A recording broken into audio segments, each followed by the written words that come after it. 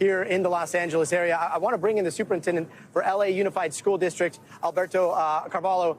Superintendent, thank you so much for being with us. I know schools were in session as per usual today. Can you tell us first of all, have you seen ICE officers or any type of enforcement in your schools? We have been told from the administration that that has not been the case, but has that happened in any of your schools? So going back a number of weeks, we did have Homeland Security agents showing up at 2 elementary schools attempting to have contact with students. And in fact, they represented to the school officials at those schools that they had parental permission from those students' parents to have contact with them. That was blatantly untrue. So they were denied access to the schools because they failed to produce a judicial warrant, which is the minimum requirement that we demand of these entities. Now, the area of concern that we're facing is that between today and the end of the week, we will have around 100 graduations throughout our community. We treat graduations as an extension of the schooling experience. Schools are protected sites where students, independently of immigration status, have a constitutional right to a free education. They cannot be interfered with. But now we're bringing parents who participate in this joyous event. So we have made it very clear that no actions would be tolerated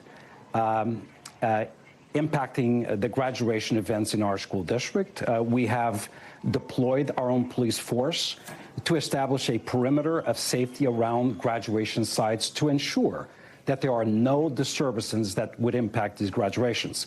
This week, we have received reports of agents in unmarked cars not attempting to interfere with graduations, but located close enough to graduation sites where the parents were feeling some degree of intimidation.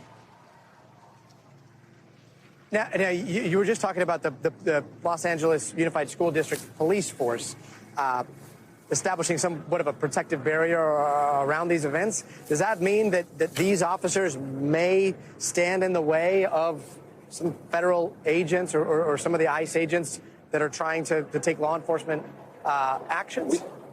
We certainly would hope that that would not be the case. That would be outrageous.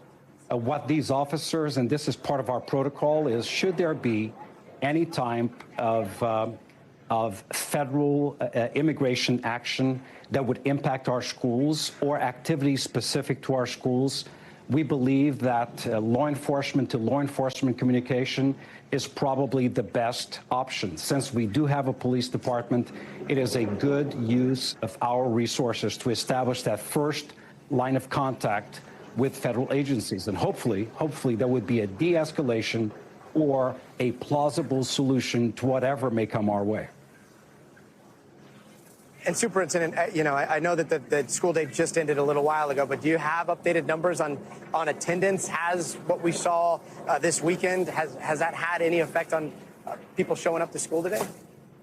A terrific question. So number one, I think the community has a great deal of confidence in the actions we've taken, the protective measures we've taken, the level of training specific to the rights of students and families, and they are very comfortable with what we've done in our community. So over the past weeks, we really have not seen a significant decrease or decline in the average daily attendance in our schools. What we have seen sporadically is in areas surrounding schools, areas where there was some degree of federal immigration action taking place, the attendance in those specific areas and the schools surrounding those areas did in fact go down. But then it bounced right back up, I believe, because of the trust that our community places on the protective measures that we've taken and adopted specific to their children in our schools. And I know, along with New York, the district here in Los Angeles is known as a sanctuary district. Can you explain what that actually means?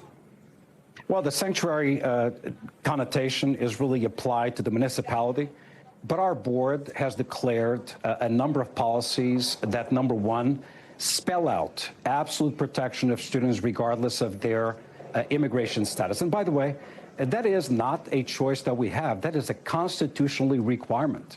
Under the Plyler versus the DOE, going back to 1982-83, it was declared that immigrant children, regardless of immigration status, had a right to a free public education in this nation. So we are affirming and asserting the legal protections our kids have. The same is true for their parents. We do not ask about immigration status of our children or parents. It's a question we do not ask. It is a data set that we do not possess. Therefore, we treat everybody equally. We do not discriminate and afford equal protection to every single student within our community. In addition to that, we've stood up hotlines for parents. A lot of parents are expressing fear, uncertainty, a lot of chaos in our community. And obviously, they are reaching out to the one trusted entity in the community, which is the school system. Everybody trusts their child's parent, teacher, and their child's principal.